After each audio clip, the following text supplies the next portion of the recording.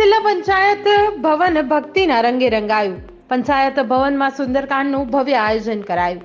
Collector, DDO, ધારાસભ્ય, જિલ્લા પંચાયત પ્રમુખ રહ્યા ઉપસ્થિત. જિલ્લા પંચાયતના અધિકારીઓ અને કર્મચારીઓ ભક્તિમાં થયા મગ્ન. અયોધ્યામાં રામ મંદિર પ્રાણ પ્રતિષ્ઠા મહોત્સવને લઈને કર્યું આયોજન. જિલ્લા સ્પોર્ટ્સ અને રિક્રિએશન ક્લબ દ્વારા આયોજન કરાયું. રામ ભક્તિમાં સરકારી કચેરી ઝગમગી ઉઠી. શાસ્ત્રો પરંપરા મુજબ પૂજા પાઠ કરી ખુલ્લો મુકાયો કાર્યક્રમ.